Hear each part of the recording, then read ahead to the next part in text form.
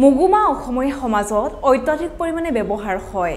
মুগুমা বৈদিক ভাৰতৰ কালৰে পৰা বৰ্তমান সময়লৈকে ঔষধ আৰু খাদ্য হিচাপে ব্যৱহাৰ হৈ আহিছে।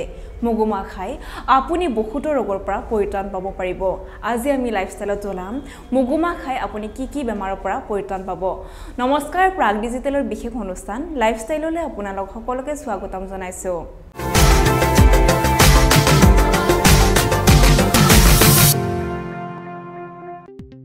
মুগুমা অসমীয়া সমাজত সৰ্বাধিক পৰিমাণে ব্যৱহাৰ হয়। মাহ প্ৰসাদৰ পৰা আৰম্ভ কৰি দাইল পকৰি, চানা খিচিৰি আদি বহু প্ৰকাৰে মুগুমা খাব পাৰি। বৈদিক কালৰ পৰাই ভাৰতবৰ্ষত মুগুমা ঔষধ আৰু খাদ্য হিচাপে ব্যৱহৃত হৈ আহিছে।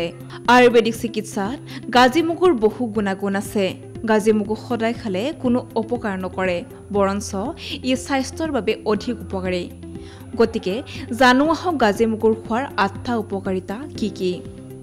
গাজি মগুত আৰু ভিটামিন ই, শৰ্কৰা, প্ৰটিনৰ দৰে পোষক দ্ৰব্য থাকে, যাৰ বাবে ই আমাৰ শৰীৰৰ পুষ্টি সাধন কৰিব পাৰে। গাজি মগু এণ্টিবেক্টেৰিয়েল আৰু মাইক্ৰবিয়েল গুণ সম্পন্ন।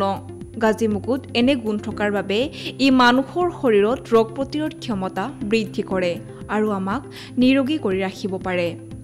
গাজি মগুৰ বাকলিত যথেষ্ট পৰিমাণে আঁহ থাকে, সেয়েহে গাজি মগু খালে খাদ্যনলী ভালদৰে পৰিষ্কাৰ হয় আৰু শক্তি পোৱা যায়।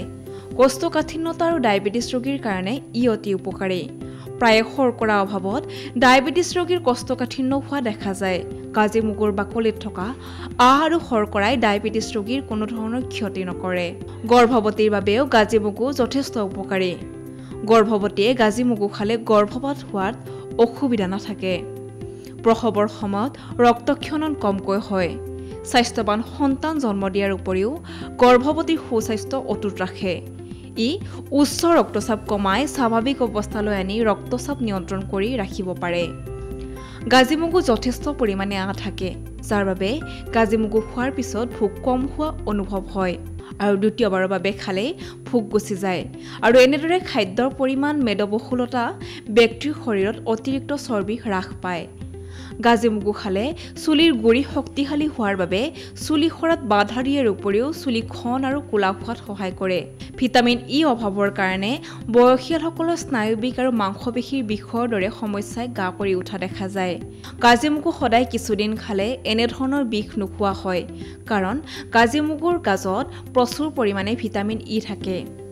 গাজি মগুত থকা প্ৰাকৃতিক ভিটামিন ই উচ্চমান বিশিষ্ট ভিটামিন।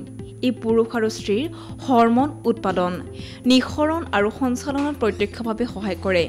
ই হৰমনৰ তাৰমান্য হ'লে মহিলা গৰ্ভৱতী হ'ব নোৱাৰে। গাজি মগু সদায় খালে ই ৰোগ নিৰাময় হয় আৰু মহিলা গৰ্ভৱতী হোৱাত সহায় কৰে। সেয়েহে আপোনাৰ যদি এইসমূহ ৰোগ আছে তেন্তে মুগুমা খাবলৈ অভ্যাস কৰক। ধন্যবাদ। সবিশেষ জানিবৰ বাবে চাই থাকক প্ৰাগ নিউজ ডিজিটেল।